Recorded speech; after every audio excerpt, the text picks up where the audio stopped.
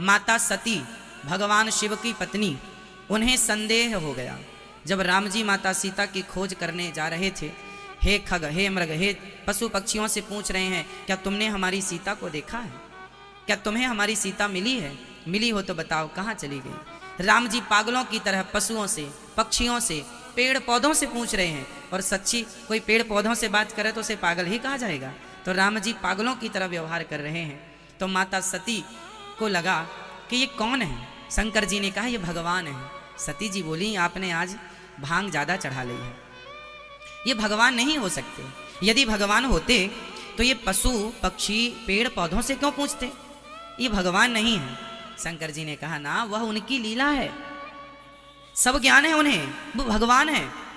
ये वही राम है जिन्होंने अपना मुंह खोल के माँ कौशल्या को पूरा ब्रह्मांड जरा से मुंह में दिखाया था। सती तुम संदेह ना करो, भगवान पर बड़े बड़े ज्ञानी मोहित हो जाते हैं, समझ में नहीं आता, तुम मत जाओ इस संदेह में। माता सती को इतना संदेह हुआ, नहीं मैं आपकी बात नहीं मानूंगी। तो शंकर जी ने कहा यदि तुम्हें संदेह है तो परीक्षा ले लो, यदि तुम्हें भगवान पर कोई डाउट है तो परीक्षा ले लो। सती जी बोले ये उपाय अच्छा है, जो तुम्हारे मन अति संदेह हो तो तुम जाए परीक्षा ले लो, जाओ परीक्षा ले लो। सती जी बोली ये उपाय अच्छा है। सती जी सीता का रूप बनाती हैं और राम जी के आगे जाकर खड़ी हो जाती हैं। स्वामी जी मैं आ गई रावण के यहां से। राम जी ने कहा माता जी प्रणाम, जंगल में आप अकेली घूम रही हैं, ये भोलेनाथ कहाँ है? सती जी के तो पसीने छूट गए, प्रभु आपने पहचान कैसे लिया? भगवान कहते हैं देवी हमसे छिपा क्या है? तो जब आप सब जानते हैं तो ये क्यों कह रहे हैं कि तुम मेरी सीता का पता बताओ, हे पक्षी, हे पशु, हे। भगवान बोले वो हमारी लीला है, वो हमें करना है ना। हम ये नाटक इसलिए करते हैं ताकि लोग ये देखें कि भगवान जब मनुष्य बनते हैं, भगवान पर श्रद्धा हो, संदेह ना हो। कुछ लोग कहते हैं कि भगवान है तो दिखाई क्यों नहीं पड़ता, इसलिए हम भगवान को नहीं मानते क्योंकि दिखते नहीं है। ये बात कौन कह रहा है? पढ़े लिखे लोग। अब इन पढ़े लिखों को थोड़ा कोई और पढ़ाए कि अरे भाई भगवान नहीं दिखता, इससे आप ये कैसे सिद्ध कर सकते हैं कि भगवान नहीं है? बहुत चीजें नहीं दिखती पर हैं, जैसे समुद्र में नमक नहीं दिखता, जैसे समुद्र में नमक, जैसे समुद्र के पानी में नमक नहीं दिखता पर है, हाँ या ना? उसी तरह भगवान है पर समुद्र के नमक के तरह है, जैसे पानी में वो घुला है ऐसे कण कण में मेरे गोविंद घुले। नहीं दिखने से यह सिद्ध नहीं होता कि वस्तु नहीं है। समुद्र का पानी आप चुल्लू में भर लीजिए, बाल्टी में भर लीजिए, बड़ा निर्मल है, देखने में ऐसा लगेगा पीने का मन करेगा, पर आप चुल्लू भर नहीं पी सकते, चम्मच भर नहीं पी सकते, है नमक उसमें, पर दिखाई बिल्कुल नहीं पड़ता। उसी तरह परमात्मा संसार में घुला है, जैसे समुद्र में नमक घुला है, नमक की तरह परमात्मा है। इसलिए संतों की भाषा में नमक को क्या कहा जाता है बताओ? हम लोग नमक कहते हैं, संतों की भाषा में नमक को क्या कहते हैं? राम रस। संत लोग क्या कहते हैं? राम रस। राम रस दीजिए, थोड़ा सा राम रस लाइए, राम रस कम है आज दाल में, राम रस लाइए।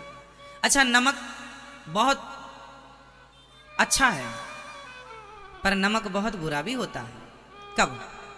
दाल में नमक कम है तो भी दाल का स्वाद बिगड़ जाएगा, और दाल में नमक ज्यादा है तो भी दाल का स्वाद बिगड़ जाएगा।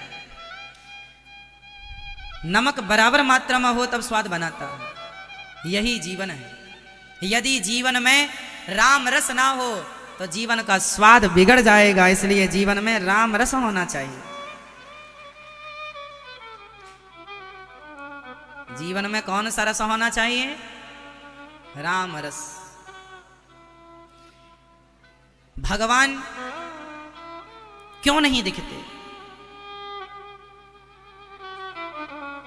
भगवान इसलिए नहीं दिखते क्योंकि भगवान को पहचानने वाले लोग ही नहीं बचे। जब द्रौपदी की साड़ी खिंच रही थी, उस समय द्रौपदी की साड़ी बढ़ा कौन रहा था? जोर से, जोर से भगवान श्री कृष्ण। अब आपसे प्रश्न है, सवाल यह है कि जब माता द्रौपदी की साड़ी खिंच रही थी, उस समय भगवान वहां पर थे ना साड़ी बढ़ाने के लिए। पर यह बताओ कि भगवान का दर्शन उस समय किस किसने किया था? द्रौपदी की साड़ी बढ़ाने भगवान आए, उस समय भगवान को देखा किस किसने था? आपसे प्रश्न है, कितने लोगों ने देखा था? बोलो, किसने देखा था? उस समय भगवान सिर्फ दो लोगों को दिख रहे थे। पहला माता द्रौपदी को और दूसरा पितामह भीष्म को। दो लोगों ने भगवान को देखा और दोनों ने मन से भगवान को प्रणाम किया। ठाकुर आ गए लाज बचाने के लिए। खड़े तो वहां लाखों थे, सभा ही लगी थी ना, वो तो सभी थे वहां, पर दिखाई किसे पड़ा? जिनका हृदय द्रौपदी और पितामह की तरह शुद्ध है। भगवान तो खड़े थे, चीर बढ़ा रहे थे, ना तो किसी को बढ़ता हुआ चीर दिखाई पड़ा, ना तो किसी को श्री कृष्ण दिखाई पड़े। उसी तरह आज भी भगवान आपके और हमारे साथ हैं, लेकिन देखने वाली द्रौपदी कहाँ है और देखने वाले पितामह कहाँ हैं? कहाँ है वो द्रौपदी और कहाँ है वो पितामह? वो पितामह जैसी भक्ति कहाँ है? वो द्रौपदी जैसा विश्वास कहाँ है? क्या इस कलयुग में नरसिंह जी का मायरा भरने भगवान नहीं आए? बोलो, आए? तो नरसिंह जी ने पुकारा तो आए, तो क्या हमारी भगवान से कोई दुश्मनी है? क्या आपकी भगवान से कोई पर्सनल दुश्मनी है? नहीं। फर्क कितना है मेरी मां के माता नरसिंह मेहता के पुकारने पर गोविंद इसलिए नानी बाई का मायरा भरने आए, क्योंकि पुकारने वाली वो पुकार सच्ची थी। पुकारने वाले नरसिंह जी की पुकार सच्ची थी। आज की पुकार नरसिंह जैसी हो तो आज भी आने को तैयार है, कोई पुकारता ही नहीं। तुम्हारे अंदर कपट जो भरा है, वो निर्मलता कहाँ है? वो प्रेम कहाँ है? द्रौपदी वाला और नरसिंह वाला कपट जो भर रखा है तुमने। मुख में राम राम, बगल में छुरी, ऊपर से कुछ भीतर से कुछ। भगवान से क्या छिपा है? तुम बाहर से बड़े नम्र हो, बड़े अच्छे हो, बड़े, पर भीतर से कैसे हो ये तो आप ही जानते हैं। इसलिए भगवान स्वयं स्पष्ट कहते हैं कि निर्मल मन जन सो मोहि पावा, मोहि कपट छल छिद्र न भावा। मैं तो उन्हीं को मिलता हूं। आज भी भगवान है मेरी मां, बस देखने वालों की कमी है। मेरी आंखें द्रौपदी की तरह निर्मल हो जाएं, मेरी आंखें पितामह भीष्म की तरह भक्ति के चश्मे से देखने लग जाएं, तो गोविंद आज भी हमें कण कण में दर्शन देंगे। देखने वाले की आंखें प्रहलाद की तरह हो जाएं, तो खंबे खंबे गोविंद हैं। कहां नहीं है भगवान? ये कह देना कि भगवान है तो दिखते क्यों नहीं? भगवान तो दुर्योधन को दिखते ही नहीं। दुर्योधन के सामने श्री कृष्ण खड़े हैं, क्या दुर्योधन देख पाया? देखता है तो अखबार है, और आपको पढ़ना नहीं आ रहा है तो अखबार पढ़ना नहीं आ रहा है। इसमें अखबार लिखने वाले की गलती है या आपकी गलती है? बोलो, अखबार पढ़ना आपको नहीं आ रहा है तो अखबार लिखने छापने वाले की गलती है या आपकी? बोलो जोर से। हमारी गलती यह है कि हमने पढ़ना ही नहीं सीखा। हमने पढ़ना सीखा होता तो अखबार में क्या लिखा है पढ़ लेते। और पढ़ना सीखना हो तो पहले स्कूल जाना पड़ेगा। अखबार पढ़ने के पहले काखा गाघा पढ़ना पड़ेगा। अब कोई काखा गाघा ना पढ़े, स्कूल ना जाए और डायरेक्ट अखबार लेकर बैठ जाए, नहीं पढ़ पाओगे। अखबार पढ़ने के पहले काखा गाघा पढ़ना पड़ेगा। क्यों जी? उसी तरह जो लोग कहते हैं भगवान दिखते क्यों नहीं है, ये वो लोग हैं जो कहते हैं हमसे अखबार पढ़ना नहीं आ रहा है। भगवान नहीं दिखते तो आपको इसमें भगवान की गलती नहीं है कि वो नहीं दिखते, आपकी गलती है कि आपको उन्हें देखना ही नहीं आया। अखबार लिखने वाले की गलती नहीं है, आपकी गलती है जो आपने पढ़ना नहीं सीखा। उसी तरह आप पहले भक्ति के स्कूल जाइए और भक्ति का काखा गाघा पढ़िए। हिंदी का काखा गाघा पढ़ेंगे तो हिंदी आएगी, इंग्लिश में ABCD पढ़ेंगे तो इंग्लिश आएगी, उर्दू का जो होता होगा वो पढ़ेंगे तो वो उर्दू आएगी, फारसी तमिल मलयालम इत्यादि का पढ़ेंगे तो वो आएगी। उसी प्रकार भक्ति भी एक भाषा है, भक्ति भी एक भाषा है। और जिस भाषा का ज्ञान आप प्राप्त करना चाहते हैं, जिस भाषा को आप पढ़ना चाहते हैं, सीखना चाहते हैं, आपको उस भाषा का पाठ स्कूल जाकर के गुरुजनों से पढ़ना पड़ेगा। बिना पढ़े वो विद्या आपको आएगी या फिर उसकी संगति हो। जैसे छोटे छोटे बच्चों को हिंदी पढ़ानी नहीं पड़ती, हम लोगों को पढ़ाना नहीं पड़ा, हम लोग उस माहौल में रहे हैं। अमेरिका का बच्चा इंग्लिश पढ़ता है, बोलता है, क्योंकि वह इंग्लिश के माहौल में पला बढ़ा है। या फिर माहौल मिले या फिर स्कूल मिले, स्कूल भी ना मिला, माहौल भी ना मिला, तो फिर आप कैसे बोलेंगे? उसी प्रकार आपको यदि भगवान का दर्शन करना है तो भक्ति का स्कूल ज्वाइन कीजिए, और भक्ति का स्कूल मीन्स सत्संग करिए, सत्संग अटेंड कीजिए। फिर देखिए कि धीरे धीरे आपको भगवान का दर्शन पहले मंदिर में होगा, फिर अपनी माँ में भगवान, पिता में भगवान, फिर अतिथि में भगवान, फिर गुरु में भगवान, फिर बढ़ता जाएगा। फिर तो कण कण में जहाँ देखोगे सिया राम मैं सब जग जानी सर्वम खल विदम ब्रह्म, सब जगह भगवान। पर सब जगह भगवान को देखने के लिए भाई ये बताइए, सब जगह लिखा हुआ है कुछ ना कुछ, पर सब जगह के लिखे हुए पढ़ने के लिए, सब जगह का लिखा हुआ पढ़ने के लिए आपको भाषा का ज्ञान तो होना चाहिए। सब जगह सब कुछ लिखा है, आपको पढ़ना है तो पढ़ लो। उसी तरह जैसे सब जगह सब कुछ लिखा है, पढ़ना आए तो पढ़ लो, ऐसे भगवान सब जगह है, तुम देख सको तो देख लो। भगवान तो सब जगह, वो भाषा आएगी तो देख लोगे।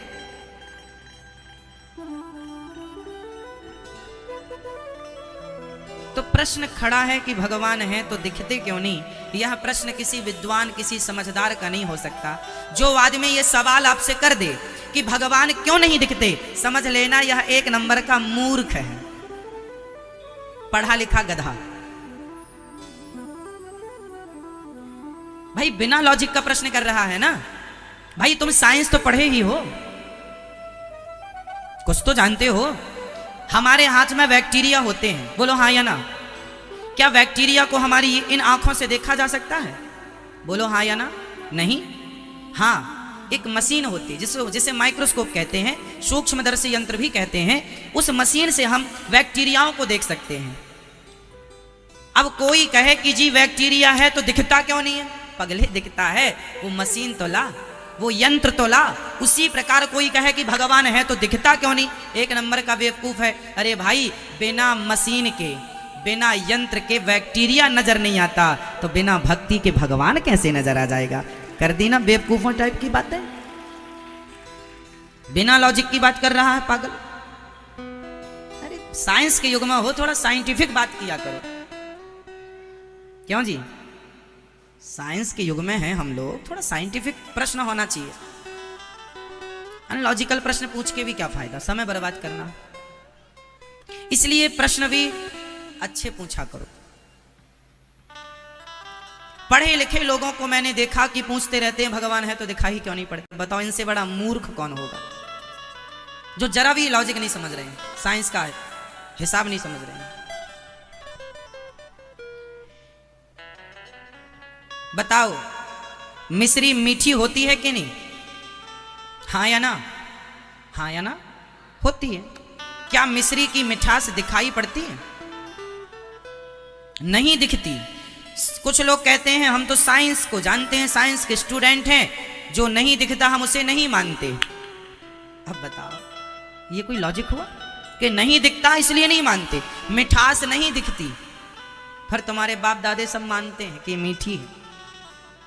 आप में से कितने लोगों ने मिठास का दर्शन किया है? मिठास कैसी होती है? गोरी, काली, लंबी, ठिगनी। मिठास कैसी दिखती है आप बताओ? मिठास दिखती ही नहीं है बट होती है। बोलो हाँ या ना? मिठास को आज तक आपके बाप दादाओं ने कभी ना देखा होगा, लेकिन कोई कह नहीं सकता कि नहीं है। मिठास होती है, दिखती नहीं है। हाँ या ना?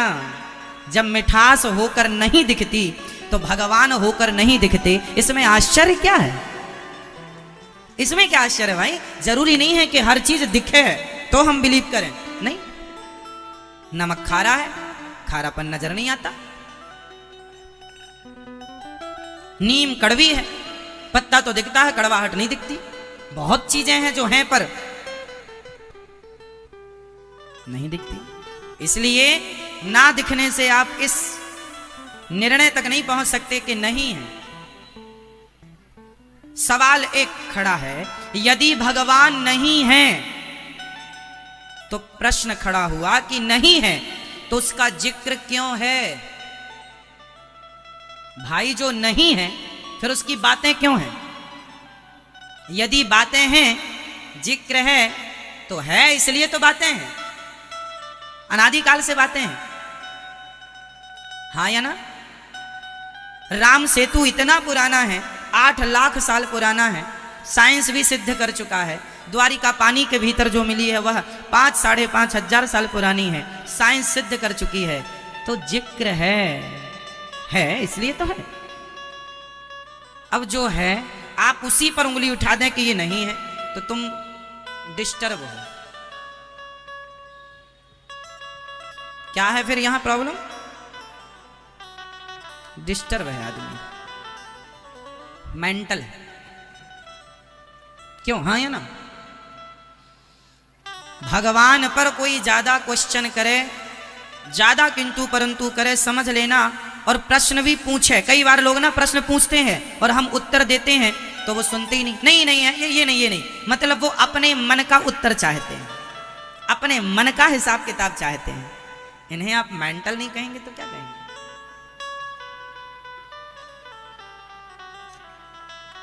प्रश्न भी है और उत्तर देने पर मानना भी नहीं है, तब तुमसे बात क्या करें हम?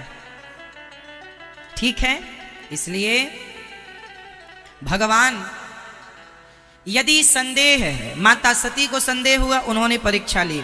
आज जितने लोग यहां बैठे हैं, ये दास अनिरुद्ध आपसे कहेगा कि पहला, भगवान तो संदेह का विषय नहीं होता, पर फिर भी यदि आप में से किसी को भगवान पर कोई संदेह है तो आप लोग भी भगवान की परीक्षा ले सकते हैं। परीक्षा लेने पर भगवान खरे उतरे तो पहले इस्तेमाल करो, फिर विश्वास करो। यदि कोई ज्यादा ही किसी को नहीं हमें तो नहीं यकीन है आपकी बातों पर, चल भैया तो तू प्रैक्टिकल कर ले। ऐसा ही एक दृष्टांत मेरे सामने आया समाज में। देखो, मैं आपसे फिर एक बात कहता हूं पुनः कि यदि आपको किसी को भगवान पर संदेह है तो भगवान को आप परख लीजिएगा। एक पिता थे और एक पुत्र था। जो सो रहे हैं जाग जाएं और जो जाग रहे हैं वह सावधान हो जाएं। जो मोबाइल और फेसबुक पर लगे हैं वो ऑफलाइन हो जाएं। ध्यान पूर्वक बात को सुने। एक पिता थे जिनका एक पढ़ा लिखा बेटा था, अत्यधिक पढ़ा था, साइंस को उसने ज्यादा ही पढ़ लिया था।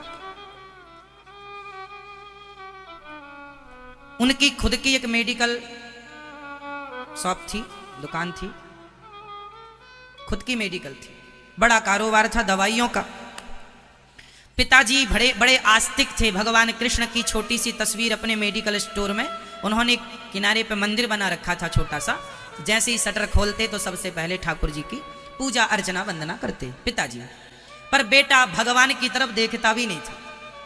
पिताजी ने कहा बेटा जरा धूप बत्ती कर दो, धूप दीप जला दो भगवान के पास। ना पिताजी, ये भगवान भगवान सब हमारे बस का नहीं है, तुम मानो भगवान को, पर भगवान भगवान कुछ नहीं होते आप लोग ना बूढ़े लोग।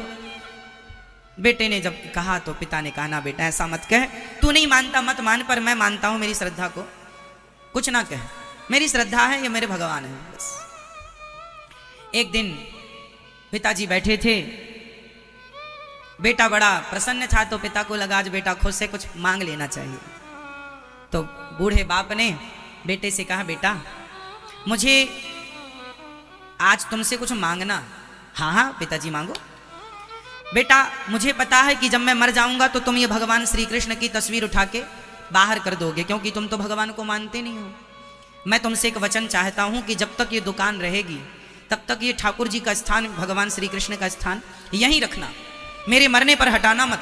तुम नहीं मानते अलग विषय है। ठीक है अच्छा आप कह रहे हैं नहीं हटाऊंगा।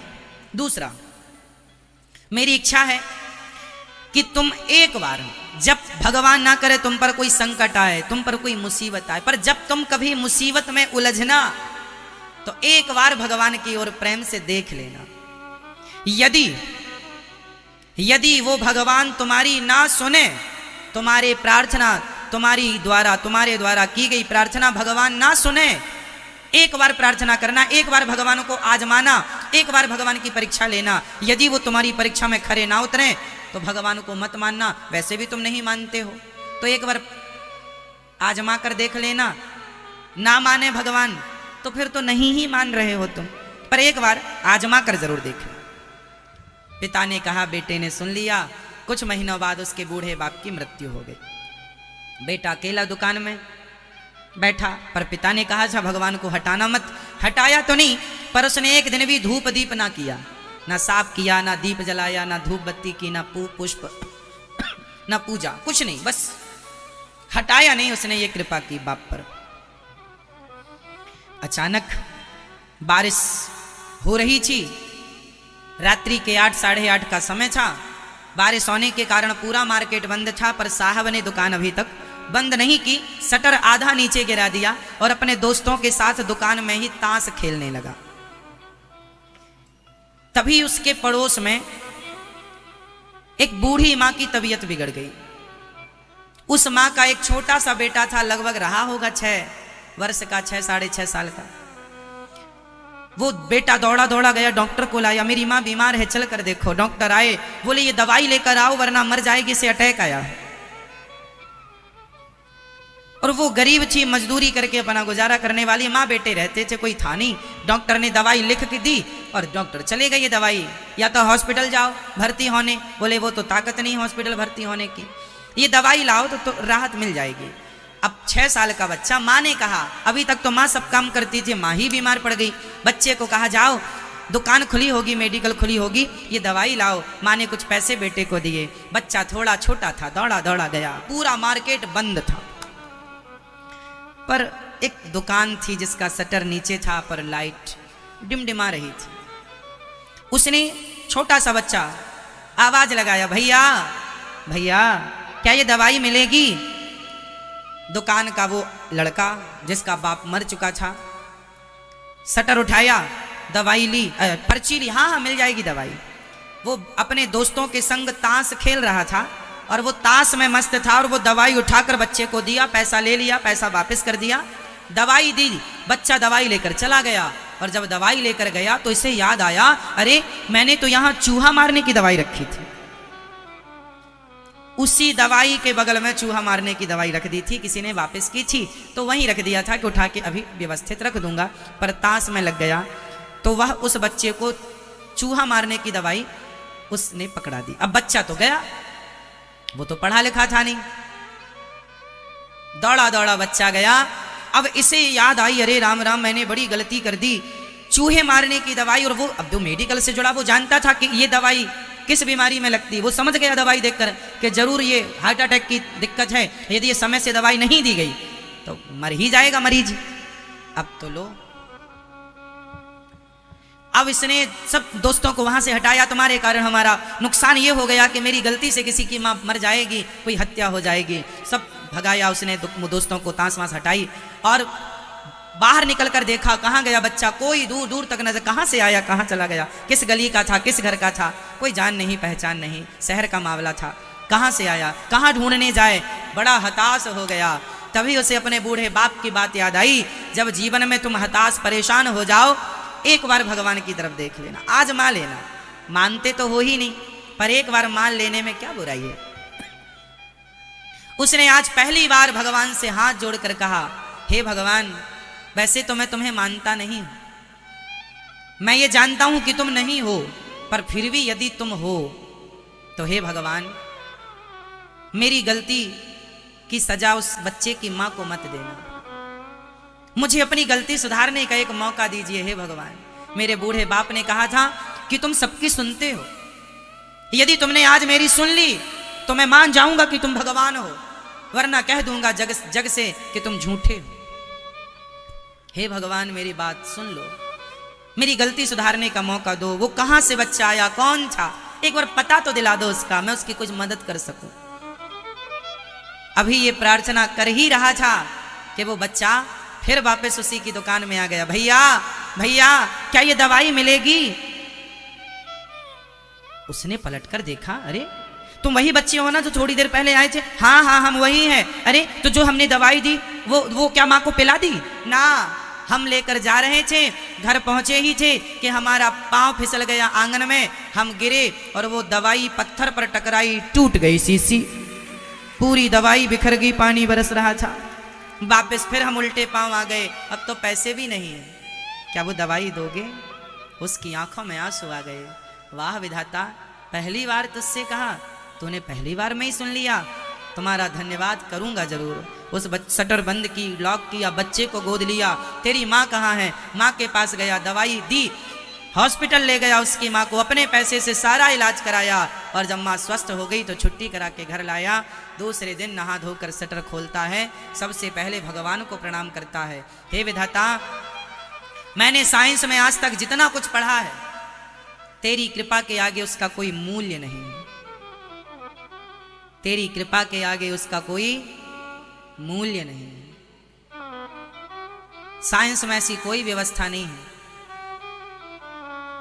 इसलिए भगवान में श्रद्धा रखो। उस बच्चे ने आज से अपने बूढ़े बाप को प्रणाम किया, मरे बाप को, कि पिताजी आपने ठीक कहा था, मेरी जिंदगी, मैंने साइंस की 4 बुक क्या पढ़ ली, मैं अपने आप को भगवान मान गया। अरे भगवान भगवान है, जिसने इतना बड़ा संसार बनाया है तो चलाने वाला भी वही है जिसने बनाया है।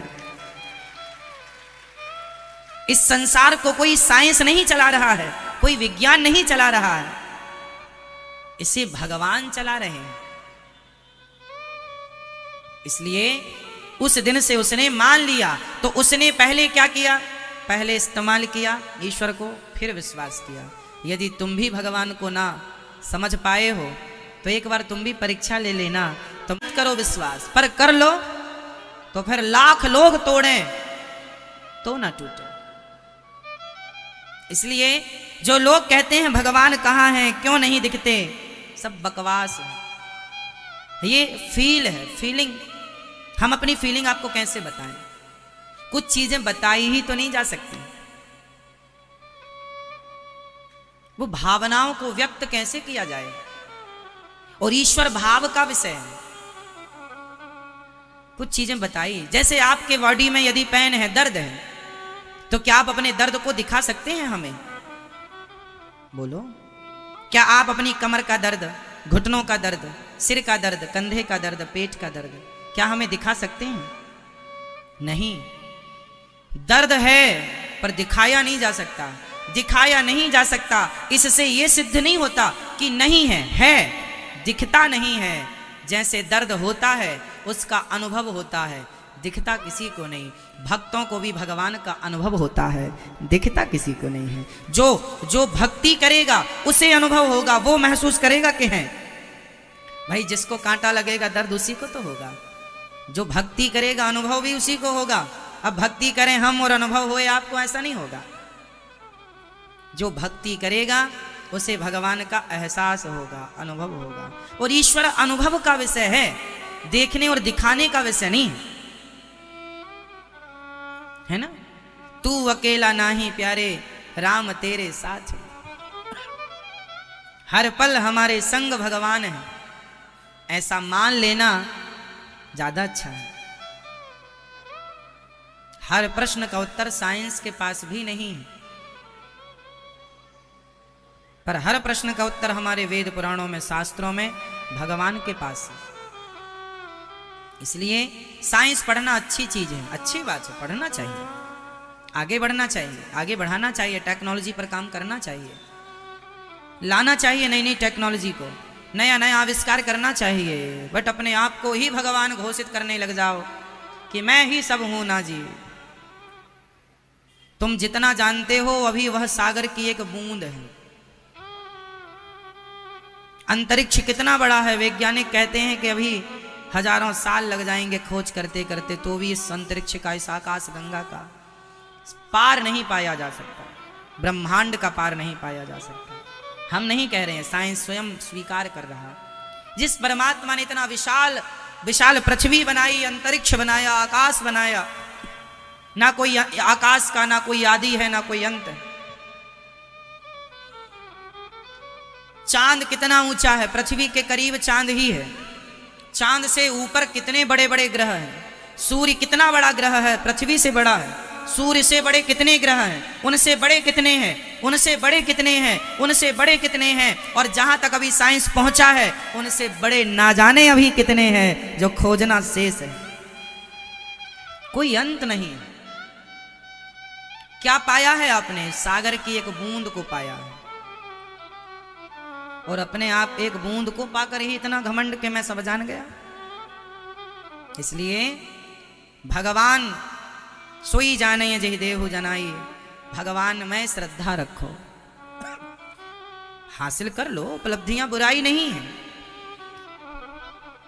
कल आपने सुना कि भगवान जो सृष्टि को पालन करने वाले हैं, जो सृष्टि का संहार करने वाले हैं, ऐसे भगवान को हम सत्य स्वरूप जानकर उन्हें बारंबार नमस्कार करते हैं। भागवत जी में भगवान के 24 अवतारों का वर्णन है। भगवान के कितने अवतार हुए अभी तक? 24। कौन कौन से अवतार हैं? नारायण, नारद, हरि, कपिल देव, श्री राम, हंस, हयग्रीव, मोहिनी, दत्तात्रेय, सुखधाम, नरसिंह, वामन, व्यास जी, ऋषभदेव, कौमार, यज्ञ पुरुष, धनवंतरी, बुद्ध, कल की अवतार, पृथु राजा, वारह, पुनी, कृष्ण चंद्र भगवान, परशुराम, मत्स्य, कमठ, पद्म, पुराण, प्रमाण। तो भगवान के 24 अवतार हैं, और हर अवतार का कोई ना कोई हेतु है। वैसे तो भगवान के अवतार अनंत हैं, फिर भी 24 अवतार विशेष हैं। एक बार नारद जी 17 पुराण लिखने के बाद 17 पुराण लिखे पर शांति ना मिली। आप भागवत जी की रचना कीजिए। ठीक, नारद जी बोले मैं दासी पुत्र था, भगवान की कृपा से ब्रह्मा पुत्र हो गया। देखो, सत्संग से बहुत प्रभाव पड़ता है। समाज में 2 चीजें होती हैं, एक सत्संग, एक कुसंग। कुसंग जानते हैं? गलत संगति को कुसंग कहे। लोग कहते हैं ना वो कुसंग में पड़ गया। कुसंग मीन्स गलत संगति। संग बहुत जरूरी है। संगत आप किसकी करते हैं ये बहुत मायने रखता है। आदमी भला या बुरा नहीं होता, इंसान अच्छा या बुरा नहीं होता, संगति अच्छी या बुरी होती है। आप अच्छी संगति में हैं तो आप अच्छे हैं, आप बुरी संगति में हैं आप बुरे हैं। आपका कसूर नहीं है, आपकी संगति का, आप जिस माहौल में रहते हैं उस माहौल का कसूर है। इसलिए संगति अच्छी रखिए। माता कैकई मंथरा की संगति करती हैं तो कैकई की बुद्धि मंथरा ने बिगाड़ दी। दुर्योधन शकुनी की संगति करता है तो शकुनी ने दुर्योधन की बुद्धि बिगाड़ दी। और अर्जुन भगवान श्री कृष्ण की संगति करते हैं तो हारा हारा युद्ध भी भगवान ने जिता दिया। वरना अर्जुन के बाणों में इतनी ताकत नहीं थी कि वो पितामह भीष्म को भेद सकें और गुरु द्रोणाचार्य जैसे महापराक्रमियों का वो सामना कर सकें। ये अर्जुन के वश का नहीं था, वो भगवान की कृपा थी। इसलिए मेरी माँ, संगत से गुण आते हैं, संगत से गुण जाएं, और लोहा जड़ा जहाज में पानी में उतराए। अपने बच्चों को संगत से जोड़ना, संगति से जोड़ना, अच्छी संगति से, और बुरी संगति से दूर रखना। आप शराब पीते हैं? नहीं? आप पीते हो? कभी नहीं। शराब कौन लोग पीते हैं? भाई जन्म लेते ही जब हमने होश संभाला था तब हम लोग शराब पीने के आदी तो नहीं थे। हमारी लत तब नहीं लगी थी जब हम 5 साल के थे। हमारी शराब पीने की लत तब भी नहीं लगी जब हम 10 साल के थे। हमारी शराब पीने की लत मीन्स आदत तब भी नहीं लगी जब हम 20 साल के थे। लत तब लग गई जब हमें गलत संगति मिल गई, शराबियों की संगति। हम शराबी नहीं थे साहब, हमारी संगति ने हमें शराबी बना दिया। आपका दोष नहीं है, उस संगति का दोष है जिसने आपको शराबी बना दिया। इसलिए ऐसी संगत को त्याग दो जो आपको गलत रास्ते पर ले जाए। हम गांजा नहीं पीते, पर गांजा पीने वालों की संगति करने लग जाएं तो एक न एक दिन गांजा पीने का मन करने लग जाएगा। हम चरस अफीम नहीं खाते, पर इन लोगों की संगति करने लग जाएं तो ना खाने वाला भी उनके कारण धीरे धीरे स्वाद लेने